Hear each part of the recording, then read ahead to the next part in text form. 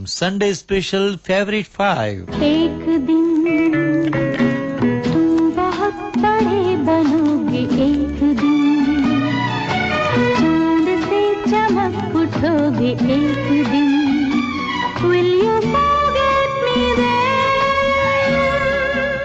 बिल्कुल नहीं, यकीनन नहीं, भुला नहीं पाएंगे आपकी आवाज को हेमलता जी और आपके तमाम गानों को। अखियों के झरोखों से मैंने देखा जो सांवरे, अखियों के झरोखों से मैंने देखा जो सांवरे, तुम दूर नजर आए, बड़ी दूर नजर आए, बंद करके झरोखों को जरा बैठी जो सोचने, बंद करके झरोखों को जरा बैठी जो सोचने, मन में तुम ही मुस्काए, मन में तुम ही मुस्काए, अखियों के झरोखों से। अखियों के झरोखों से निकलकर दोस्तों हेमलता जी झांकेंगी यादों के झरोखे में और अपने मन की बातें और चंद अपनी पसंद के नगमे सुनवाएंगी। इनसे बातचीत की है अमरकांत दुबे ने। हेमलता जी, आपका बहुत बहुत स्वागत है विविध भारती के स्टूडियोज में। Amar ji, thank you very much. आज जहाँ भी हूँ मेरे श्रोताओं की वजह से हूँ, आप लोगों की वजह से। श्रोताओं की ही बात करता हूँ हेमलता जी। श्रोता अक्सर हमें पत्र लिखते हैं, फोन करते हैं, ईमेल भेजते हैं, एसएमएस करते हैं और हमसे अपनी पसंद के गाने सुनवाने के लिए अनुरोध करते रहते हैं। लेकिन आज आपको अपनी पसंद के गाने, वो भी सिर्फ 5 गाने सुनवाने हैं। तो बताइए, पहला कौन सा गाना एकदम से आपको याद आता है जो आप कहें कि हाँ, ये मेरी पसंद का गाना है? सबसे पहले तो मैं ये कहना चाहूंगी कि मेरे जितने गीत जो मेरे श्रोताओं ने पसंद किए हैं वो मुझे मालूम है, लेकिन मैं उस तरफ उनका ध्यान ले जाना चाहूंगी जिसको शायद सुना भी होगा तो उन्होंने कम ही ध्यान दिया होगा। उन गीतों में से मैंने 5 गीत चुने हैं। एक गाने की तरफ आपकी तवज्जो चाहूंगी। इस फिल्म का नाम है कसम सुहाग की। जी। रेखा जी पर ये गाना पिक्चराइज किया गया था और इसकी बहुत ही मजेदार सिचुएशन थी कि भाई इसको कुछ हो गया है, इस पर कुछ पकड़ आ गई है, तो इसे अमुक बाबा की दरगाह पे ले जाते हैं जहाँ जंजीरों से बांधा जाएगा, तो कुछ किरा कराया या जादू टोना कुछ होगा या तो इसका निकल जाएगा। ऐसा करके उसे ले जाते हैं और पता लगा वहाँ जाकर एक सूफियाना कैफियत तारी होती है आर्टिस्ट पे, इस लड़की पे, और वो बेसाख्ता एकदम दीवानापन का एक रंग है उसमें जो कि हकीकी और मिजाजी दोनों रंग। आप उसको प्रेमी पर भी ले सकते हैं और परमात्मा पे भी ले सकते हैं। नजर में उसकी सूरत और ज़बां पे नाम उसी का हो, कभी अच्छा ना हो दीवानापन मेरा तो अच्छा हो, बिजली थी कि शोला था क्या जानिए वो क्या था, आफत थी कयामत थी या नूर का जलवा था, दिल थाम लिया हमने कुछ ऐसा नजारा था, मिलते ही नजर उनसे एक बर्क सी लहराई और मैं हो गई दीवानी।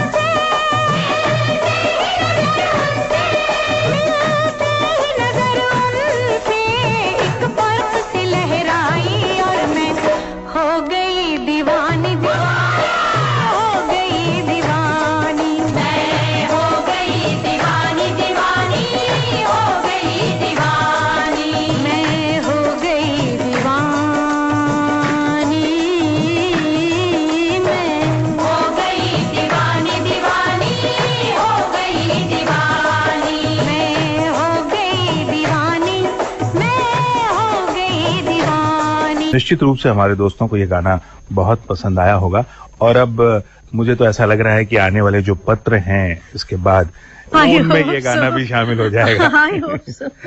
अभी एक और फिल्म है पहेली, जिसकी एक गाने की बड़ी फरमाइशें हमारे पास आती हैं आपके गाए हुए, वृष्टि पड़े टापुर टुपुर।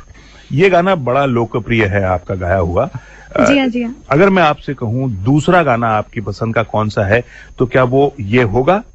आज के इस प्रोग्राम में मैं जो कहना चाहती हूँ वो यही के जो हाइलाइट्स हैं, जो बहुत ज्यादा पॉपुलर है, वो तो हमारे श्रोता सुनते ही रहते हैं, लेकिन इस गाने पर उनका तवज्जो चाहूंगी जो पहली में मैंने गाया है, तन भीजे मोरा मन भीजे मुझसे छेड़ करे पुरवाई। तन भीजे मन भीजे मुझसे छेड़ करे पुरवाई। ना जाने इस बार ये मेलन, ना जाने इस बार ये मेलन, बरखा कैसी आई रे आई। तन भीजे मन भीजे मुझसे छेड़ करे पुरवाई। दोस्तों, आपने ये गीत सुना, अब आपको समझ में आ गया होगा कि क्यों ये गीत हेमलता जी का फेवरेट है। अब एक और, यानी फेवरेट नंबर 3, वो कौन सा गाना है, क्यों है आपका फेवरेट? इस फिल्म का नाम है बाबुल। जी, राजेश्री प्रोडक्शन में ये फिल्म बनी थी और सारे गाने जो लीड सॉन्ग है हीरोइन पे, नायिका पे, वो मेरे ही थे। लेकिन आपको जो गीत मैं सुनाना चाहती हूँ इसे यशोदास जी ने भी गाया है और मैंने भी, लेकिन मुझे जो उसकी जो वर्शन मिली है, वाकई जब मैं उसे गा रही थी तो मेरे आंसू नहीं रुक रहे थे। ये हर उस लड़की का जज्बा है जब वो अपने बाबुल का घर छोड़ती है। मैं हूँ तेरी सोन चिरैया, मैं हूँ तेरी सोन चिरैया, मुझे काहे उड़ा दिया। मैं हूँ तेरी सोन चिरैया, मुझे काहे उड़ा दिया। जाने कैसी है खुशी, जाने कैसी है खुशी,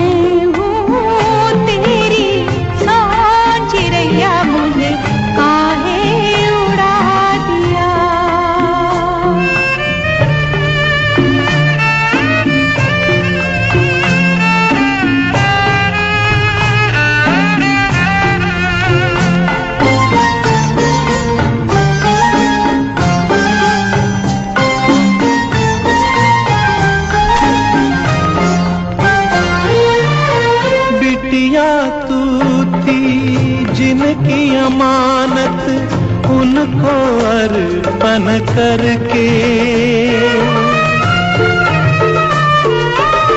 बिटिया तू थी जिनकी अमानत उनको अर्पण करके।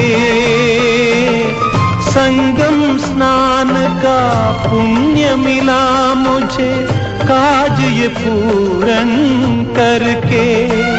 सुख बाबुल का लाडली, सुख बाबुल का लाडली, तूने कितना बढ़ा दिया।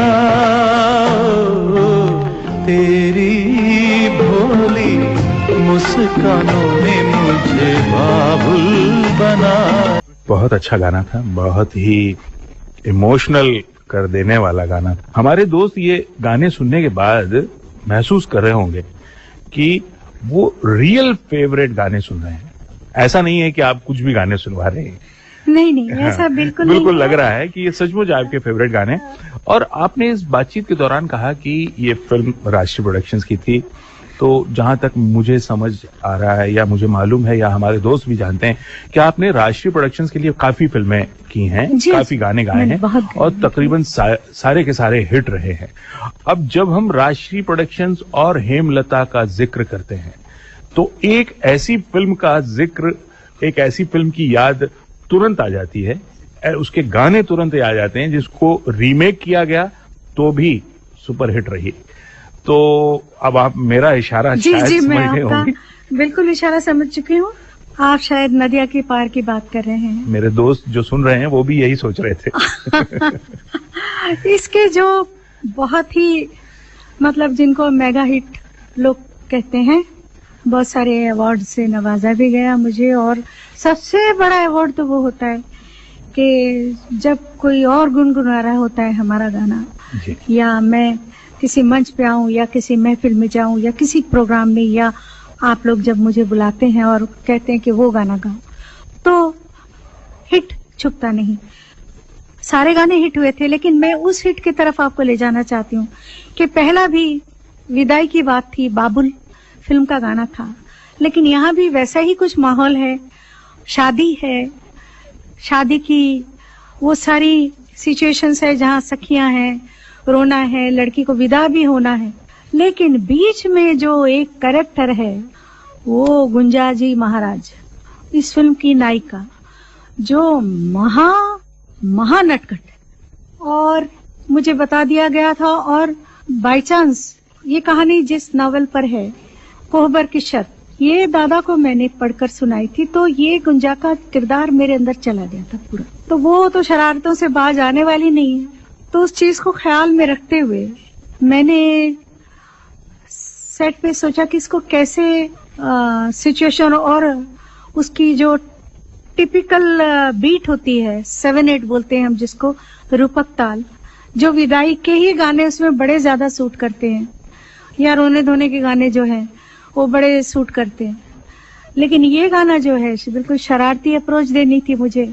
तो अपने बचपन की किसी सिचुएशन में मैं गई, मुझे घर में डांट वांट पड़कर मुझे कहा कि तुम लड़कियों के साथ खेला करो, तो गुड्डा गुड्डी खेलने बैठ गई मैं। और बाद में जब मुझे पता लगा गुड्डी मुझे खूबसूरत लगी, मैंने कहा ये मेरी है। अब उसमें झूठ मूठ की शादी भी बोले गाना गाओ तो मैंने गाया, झूठ मूठ का खाना खाओ तो मैंने खाया। जब मेरी सहेली ने कहा कि अब रो, तो मैंने कहा क्यों रोऊं, तो कहा अब ये पढ़ाई हो रही है। तो मुझे बड़ी गुस्सा आई और मैंने कहा गुड्डी कैसे, अभी तो मेरी थी, ऐसे कैसे पढ़ाई हो गई ना। जब तक पूरी ना हो तेरे साथ, जब तक पूरी ना हो तेरे साथ, तब तक दुल्हन नहीं दूल्हा, तब तक बहू ही नहीं बहुआ ना, जब तक पूरे हेमलता जी, आप कुछ ऐसे माहौल में हमें ले गई हैं जहां से निकलने का मन नहीं हो रहा है। कुछ ये इत्तेफाक कह लीजिए कि आपकी जो पसंद के गाने हैं और जो बातचीत है उससे एक ऐसा समा बन गया है जी जी कि जी। दुल्हन के जिक्र से हम बाहर ही नहीं निकल पा रहे।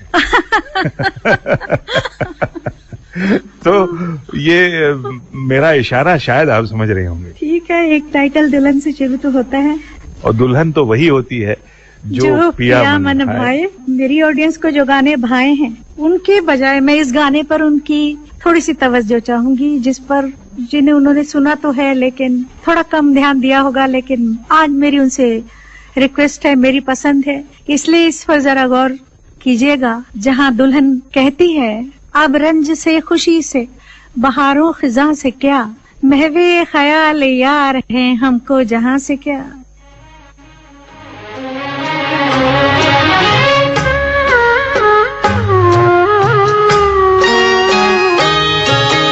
अब रंज से खुशी से बहारों खिज़ां से क्या, अब रंज से खुशी से बहारों खिज़ां से क्या, महवे ख्याल यार हैं हमको जहाँ से क्या, महवे ख्याल यार हैं। दोस्तों, बिल्कुल मन नहीं कर रहा है कि इस माहौल से हम दूर जाएं या हेमलता जी से हम दूर जाएं, लेकिन वक्त दुल्हन को भी विदाई से नहीं रोकता। तो आज ये विदाई हमें हेमलता जी से भी अभी विदा लेनी पड़ेगी क्योंकि वक्त नहीं है। इस विदा के समय मैं आपसे यही बात कहूंगी कि ये भी दुल्हन वही से ही है लाइनें, हंस के हमरी हर भूल भुला देना, हम है तुमरे जब चाहो बुला लेना। अमर जी, बहुत बहुत शुक्रिया आपका विविध भारती में आने के लिए और इस एक और वादे के लिए मैं आपका तहे दिल से शुक्रगुजार हूँ। Thank you.